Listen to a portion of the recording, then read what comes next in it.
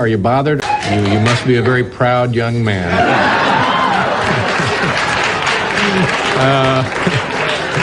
But you know, definitely very much a part of New York. Yeah, yeah. But do people come up to you and bother you and stuff?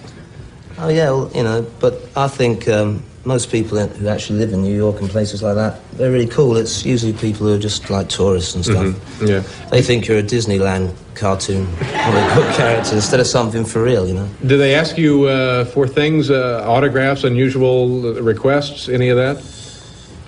Well, they ask for a lot of unusual requests, but in the street you can't always really do that. Now, what would be, to your way of thinking, what would be an unusual request? Well, I always thought it was unusual and people really just wanted to have some sort of wild time immediately without even talking. You've come a long way since the days of Generation X, and the only hangover from those days would appear to be your tough image. I'm not really a tough person in the sense of being violent or aggressive physically.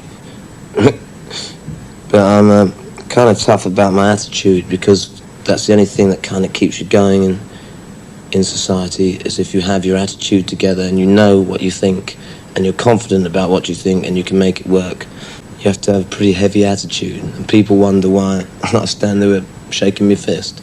It's because, yeah, you know, the only way to get through, to make ourselves worth it, is if we stay in the pink. Really, you almost died a couple of times in the 90s. Loads of times. I think I've used nearly all my 9 lives. How many times do you think you've nearly died? I don't know, nearly 2 hands, so... Really? Oh, yeah. Wow. Once, yeah, it's crazy. Crazy. I don't know why I was doing it. I don't know why I was doing it to myself. I don't recommend it. Don't do it. Do you do any of that stuff anymore? Yeah, I still drink and...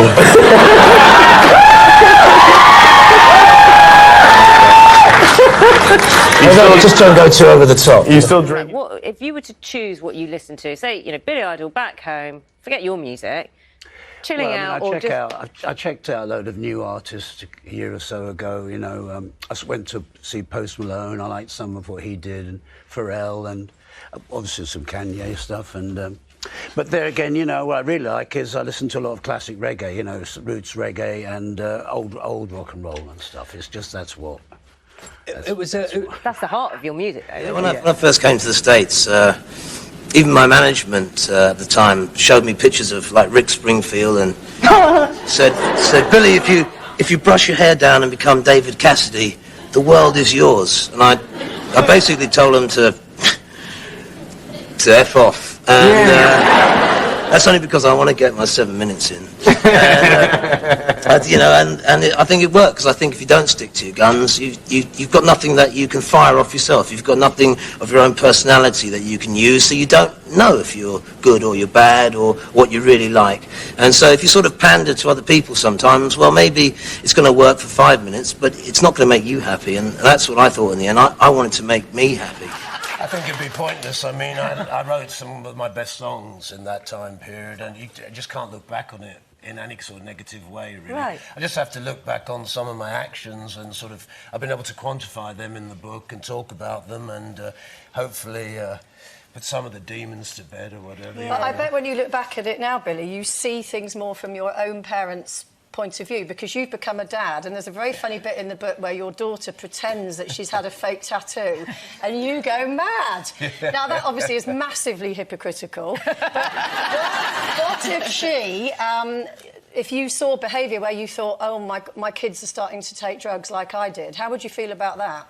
Well, I did see a point when she was doing that a little bit, but she sort of grew out of it, and But how did you deal with it as a parent? Well, I think really you just have to enjoy yourself, and I think then people call you the wild man of rock and invent all these wonderful stories that actually are true. So, and that's the best thing about it, because you can do it. Oh, I think, yeah, that's what rock and roll's all about, you know, having a great time, really, and then sort of along the way you get all these songwriting experiences. So you think you can just keep on sort of being involved in rock and roll forever, really? It's an ongoing thing. I think you're getting a bit on for it. Well, I'm only 34, darling. Well, that's not too old, is it? I don't think so, do you? Well, someone of my age we're It's just about the right age, isn't it? I sold a man. Exactly. Had this image though for like a long time now. Have you not wanted to change it till you've had your hair, do you? And you? No, I like the way I look. I think I'm not a fashion plate. I'm not a clothes horse. I'm Billy Idol. Why would I want to change what I am? I'm not doing it just to have an image or something. I'm doing it because I like it, you know. I don't really care what other people like or don't like, you know, that's their game. Really to show the sort of awful effects of violence on everybody, just the sort of amount of chaos it causes and the fright and the fear and the harm on all sides to anybody, to me or to anybody. It's not so much just about guns, but it's more about just senseless violence. I mean, during the punk rock times, I saw a lot of really, really senseless violence happen almost right in front of your eyes. Like once we were playing in Brighton, there was just two kids dancing, and there was hardly anybody in the place. But two guys just walked up to them and literally just broke bottles in their faces. And as far as I can see, people were only having fun. And it's that sort of thing which I've seen over all the years I've been alive, which makes you just sort of really just disgusted at things which have no real meaning. And living in America sometimes makes you realise just how something It's not based on those principles. Rock and roll is really based on fun, Having excitement, a good time. and being yourself, and that's what rock and roll's about. And I support the people who buy my records as best I can by making good things and trying to play to them. And I'm not really interested in ripping anybody off. I don't care about money, never have. I'm still sitting here, I'm 28 years old. I started doing this when I was 21, or 20 actually. I started off in punk rock. I'm still a punk rocker. I believe in everything I've ever said. Anybody else who don't think I do can take a hike, because I got the airwaves, not you. So that's the power of rock and roll. My little son, Willem Wolf, is 2.5 years old. So has that changed you much? Well, he's really great fun. I think the nicest thing about a little winkle like that is that it kind of puts you in touch with what you were like, you know, And you were a little winkle, were you, Billy? a slightly larger winkle, you know. But, yeah, they put you back in touch with what you were like, and very exciting to be with. He's really good fun to be with, so I'm really very Possibly proud. dreaming about what it was like to be on the stage, listening to all the girls scream. I mean, I think that's pretty cool.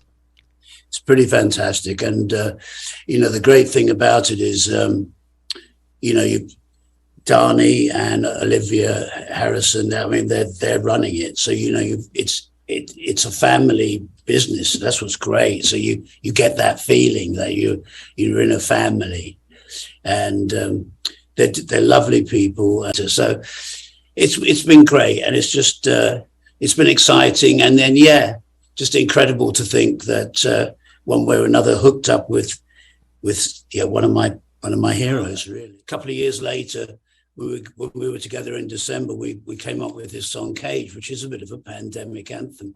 Although it doesn't have to be about the pandemic. It could be about any time you feel held in, or, you know, society is holding you back from doing what you really want to do. So it can be about that too. But the zombies, the demons, I made friends with my demons. It's all getting so. The zombies at the windows, I was trying to get in, and I don't know. Well, there was a time in 2021. Must have just been such an oppressive and disappointing feeling for you, because you had all that energy, and it had to remain pent up. I mean, if you'll recall, you joined us on a big iHeartRadio special, and we were ready to go. Yeah.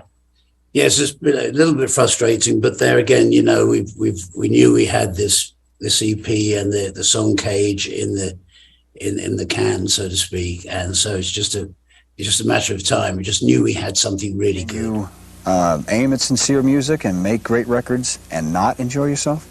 I actually think it's very hard.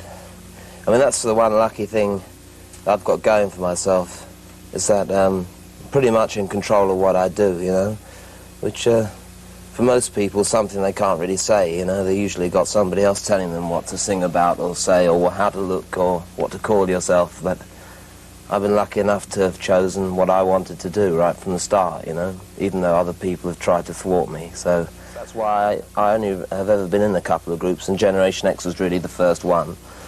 And, you know, the whole idea was really to, like I said, to almost completely destroy my own background so I could rediscover what I wanted to do, you know. And for me, coming to America was one of the ways of solving that, because so much of the music I always loved was metal.